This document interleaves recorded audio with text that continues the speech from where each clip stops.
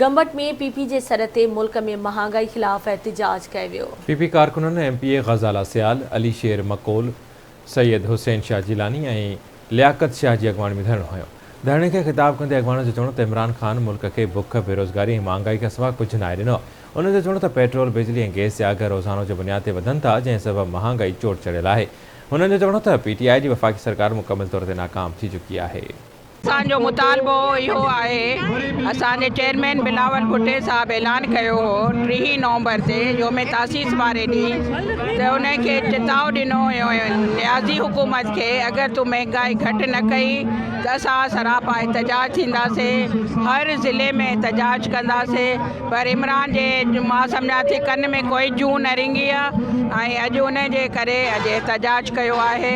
अगरि नियाज़ी महांगाई घटि न कई, पेट्रोल जूं क़ीमतूं घटि न कयईं, डॉलर जूं क़ीमतूं घटि न कयईं त असां वरी 17 तारीख़ ते सरापा एहतजाज थींदासीं। अहिड़ा टैक्सिस माण्हुनि जे मथां हणी ऐं कॾहिं को पेट्रोल जो बम किराए त जंहिंजो ख़ासि तौर ते मुतासिर ग़रीब आवाम थो थिए ऐं उन्हनि खे जीअण बि ॾुखियो थी वियो आहे। इन ई जे ख़िलाफ़ असां अॼु रोडनि ते आया आहियूं। पाकिस्तान पीपल्स पार्टी वाहिद पार्टी आहे जेका आवाम जे मथां जेका बि तकलीफ़ ईंदी आहे उन ते को न को क़दम खणंदी आहे।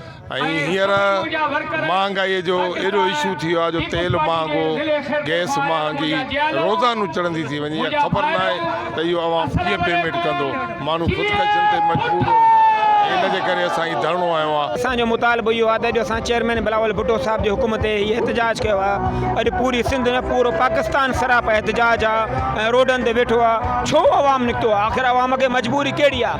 न अवाम वटि रोटी आहे, न कपिड़ो आहे, न मकान आहे। महांगाई हद दर्जे जी वधी चुकी आहे। अॼु असां रोडनि ते महांगाई जे ख़िलाफ़ वेठा आहियूं ऐं असां चेयरमैन बिलावल भुट्टो साहब जी हुकुम तहत अगरि चेयरमैन साहब जो हुकुम थींदो त असां साह जे आख़िरी घड़ीअ ताईं बि रोडनि ते वेंदासीं इन महांगाई जे ख़िलाफ़। असांजे पंहिंजे पाड़े ओड़े में असां ॾिठो आहे अहिड़ा ई ख़ानदान, ग़रीब ख़ानदान आहिनि जेके हिन महिल बुखुनि ते वेठा आहिनि।